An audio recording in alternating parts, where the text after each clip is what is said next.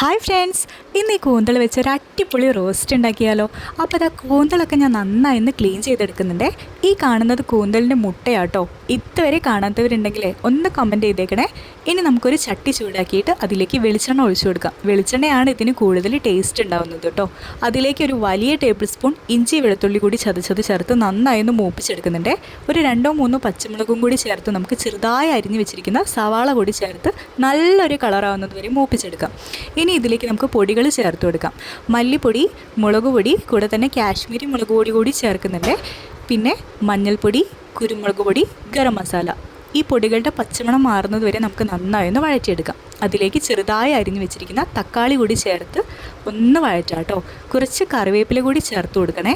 അതുകൂടി ചേർത്ത് ഈ തക്കാളിയൊക്കെ ഒന്ന് വെന്തുടഞ്ഞ് നല്ലൊരു പരുവമാവുന്നത് വരെ നമുക്കൊന്ന് വഴറ്റിയെടുക്കാം. ഇതിപ്പോൾ ഇവിടെ റെഡി ആയിട്ടുണ്ട്.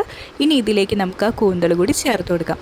അതുകൂടി ചേർത്ത് അതിലേക്ക് ആവശ്യത്തിനുള്ള ഉപ്പ് കൂടി ചേർത്ത് നന്നായി നമുക്ക് മിക്സ് ചെയ്തെടുക്കാം. ഇത് നല്ലൊരു മിക്സ് ചെയ്തതിന് ശേഷം നമുക്കൊന്ന് മൂടി വെച്ച് ഒരു 5 മിനിറ്റിൻ്റെ ഉള്ളിൽ വരെ വേവിച്ചെടുക്കാം കേട്ടോ. ഇതിൽ നിന്ന് തന്നെ പെട്ടെന്ന് വെള്ളം ഇറങ്ങി വരും. വേറെ എക്സ്ട്രാ വെള്ളം ഒന്നും ചേർത്ത് കൊടുക്കേണ്ട ആവശ്യമില്ല.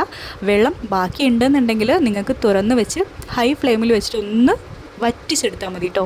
കൂന്തൽ ഇവിടെ റെഡി ആയിട്ടുണ്ട്. നല്ല ടേസ്റ്റാണ്. ഇതൊന്ന് ട്രൈ ചെയ്ത് നോക്കാൻ മറക്കല്ലേ കേട്ടോ.